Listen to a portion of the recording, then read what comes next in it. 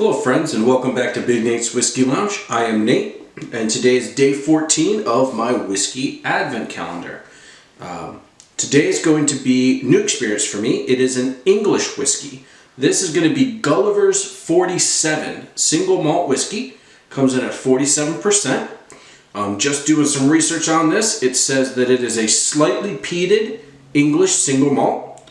And then there's some history on it. This whiskey has been aged in bourbon casks from Jim Beam. So it actually says where they got the casks from. And it actually says that they have not been broken down and rebuilt. So what a lot of people don't know is when bourbon is done aging, they actually break the barrel down and ship it back. They ship it overseas to Scotland, to England in this case. But they come apart in pieces. They take the individual staves apart. And then that international distillery puts them back together. This says that they did not do that to these barrels. So that's kind of interesting. So that's really cool. So let's get, and again, 47%. So let's get into this one. A slightly peated English single malt. That should be interesting. Alright. Yeah, I'll be interested to see, one, I'm excited for a peated whiskey. Again, I haven't had, at least in this calendar, I haven't had one since I think the first couple days. So that's really cool. And then English. So I don't know what England will bring to the table as far as the flavor profiles and things. It's close to, obviously it's close to Scotland, being, south of there, English south of Scotland. Almost no color at all. That is interesting. Almost no color at all. So my guess is there is no caramel coloring because I would even call this yellow. Like very strained.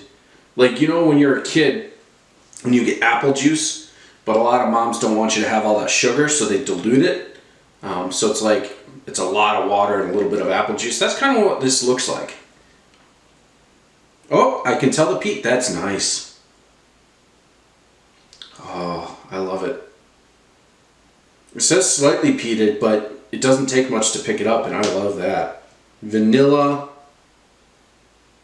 citrusy. There's actually a creaminess to this nose, which is really good. Now, price-wise, I was looking online, and I was seeing that some places were selling it for as much as $200. So if that's true, that's interesting.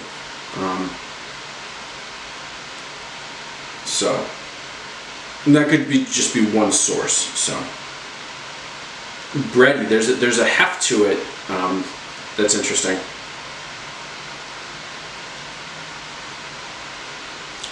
There's the peat. Gotta like that. I would have said this was Scotch just because of my familiarity with Islay Scotch. Good flavor to that. Once you get past the peat, citrusy, like I was saying on the nose, yeah, there's citrusy, there's vanilla, which is really good, kind of buttery, almost like an Irish would be. A little bit of apple, that's good. The smoke is lingering, a little bit, just a touch of spice on it.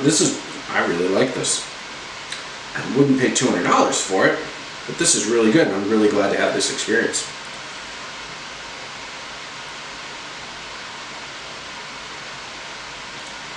It just goes to show that, the legs on that glass are really crazy.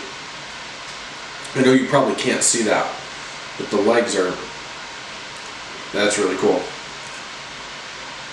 So that is Gulliver's 47. Now it does say, and I don't know my history that well, it does say that the brand, it's inspired by a man named Samuel Gulliver, who is actually a real person and not a fictional character. Apparently there is a real Samuel Gulliver who explored the world in pursuit of wines, spirits, and liquors, and brought them back to the 18th century. Back to 18th century, not back, he didn't time travel, brought them back to 18th century Britain. So this was a real person that this is in honor of, but apparently there's also a fictional person.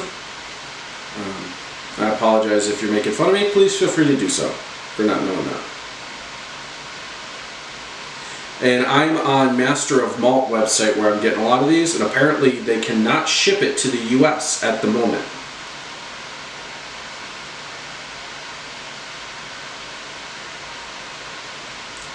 That's really good. Surprised. Another hitter. Alright, Gulliver's 47 single malt English whiskey. 47% alcohol. Really, really nice, lovely, pretty whiskey. So that's going to be day 14. Thanks for sticking along, and I'll see you tomorrow. Cheers.